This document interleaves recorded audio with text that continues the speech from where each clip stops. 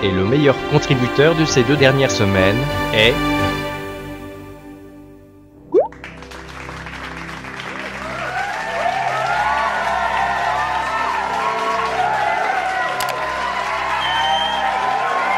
Et salut tout le monde, j'espère que vous allez bien. Aujourd'hui on se retrouve pour le tout premier épisode de la saison 1 de Orange is the New Black. Je vous avais laissé le choix dans un sondage dans la dernière vidéo de Game of Thrones qui apparaît juste ici by the way. Et vous avez choisi Orange is the New Black, c'était très serré avec Tokyo Ghoul d'ailleurs.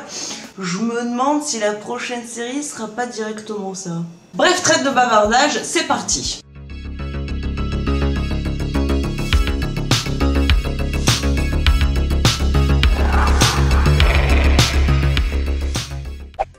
J'adore prendre des bains.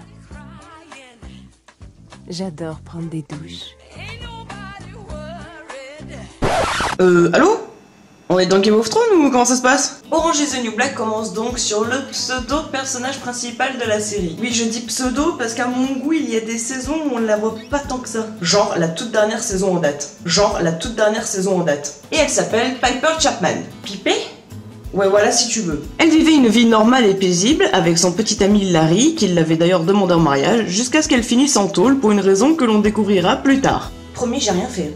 Oui, c'est vrai que généralement on finit en prison pour rien. Via une discussion avec ce qui semble être sa sœur, on apprend alors que Piper est allée en prison de son plein gré. Et sa sœur semble plus s'inquiéter du fait qu'elle revienne de prison avec un mono-sourcil qu'autre chose. Bah c'est la mode, non? Hein?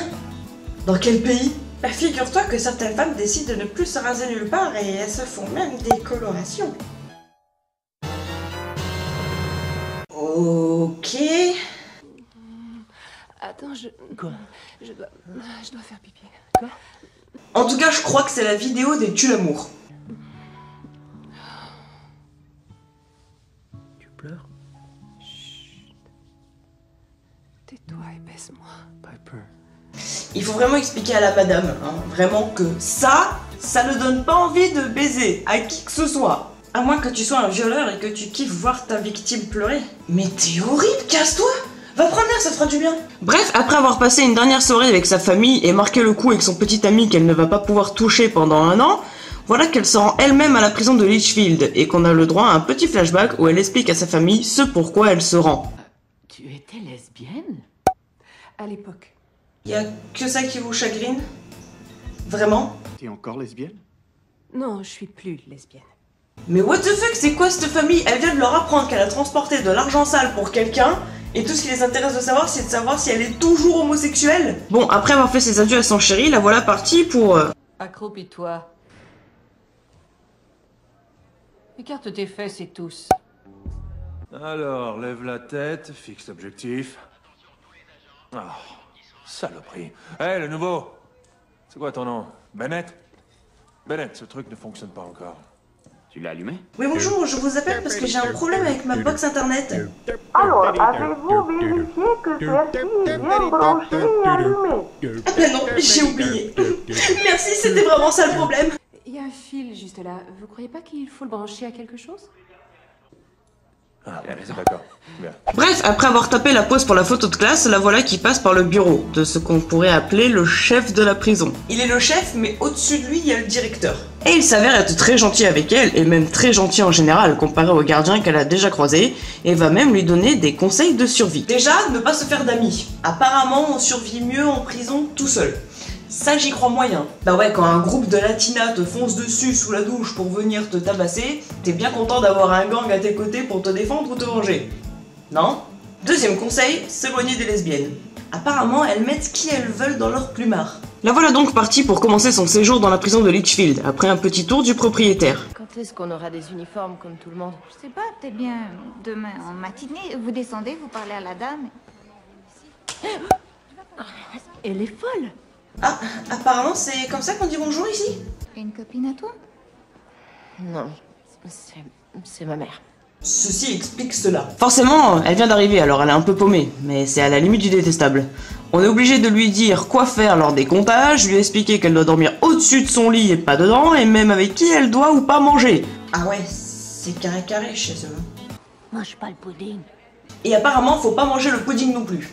Et à un moment donné, on a le droit de faire quoi en fait? Est-ce qu'il faut une position spéciale pour aller aux toilettes ou il faut même demander l'autorisation pour péter? Bah écoute, on va t'envoyer là-bas, hein, comme ça tu iras voir et puis tu nous diras. Tu bouffes des chattes, Piper? Ou tu préfères fumer la pipe comme ton nom le suggère? Tiens, la raffinée. Un bon yogourt. C'est gentil, merci.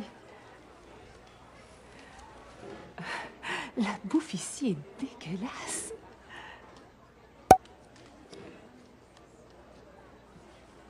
Alors, pour vous résumer la situation, Piper vient de dire à toute la table que la bouffe ici est dégueu. Or, la personne qui est en charge de la cuisine ici présente est Red, la femme qui lui a offert un yaourt. Vous comprenez pourquoi il y a eu échange de regards. Et forcément, on est en prison, donc cette phrase n'est pas tombée dans l'oreille d'un sourd et elle va le payer. Très cher. Chérie, je sais que tu viens d'arriver et que tu peux pas tout savoir. Mais laisse-moi te dire une chose. Tu n'aimes pas ma bouffe? Aucun problème. Tu t'appelles Chapman, c'est toi Chapman? Ouais. Red a préparé quelque chose spécialement pour toi. Wow, merci. Dis-lui merci. Quoi, ce qui fait que t'as toujours bonne haleine. Tu sens la menthe, ça sent très bon. C'est comme si Dieu t'avait béni la bouche. On dirait que t'as avalé une brise d'été. Tu sens toujours bon, ouais. Oh. Au moins le tampon ça donne goût, hein, surtout s'il est usagé. T'es dégueulasse aujourd'hui. Ah ça va, c'est comme la blague des vampires qui se font une infusion avec un tampon. Elle est pas drôle. Bref, et alors qu'elle part de la cantine en courant pour aller prendre l'air suite à une espèce de crise de panique, en relevant la tête, elle se rend alors compte que la femme, à cause de qui elle est en prison, est ici, avec elle. En gros, il y a 10 ans, Piper sortait avec une fille, Alex, qu'on vient de voir à l'instant, qui était à la tête d'un gros cartel de drogue international. Elle a un jour demandé à Piper de porter une valise contenant 50 000 $ d'un point A à un point B. Et c'est tout. Elle a donc pris 15 mois de prison pour ça. Mais c'est elle qui s'est rendue, non?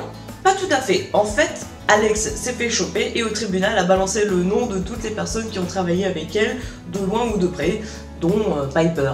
Sympa l'amour.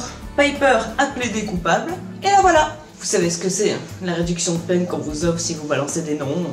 Et c'est la fin du premier épisode de Orange is the New Black, j'espère qu'il vous a plu. Lâchez un pouce bleu et n'oubliez pas de mettre votre petit commentaire si vous voulez avoir la chance de passer dans la prochaine vidéo. Et en attendant que Piper trouve un moyen de remanger à la cantine, je vous dis à la prochaine. Bye bye! Oh, gadget!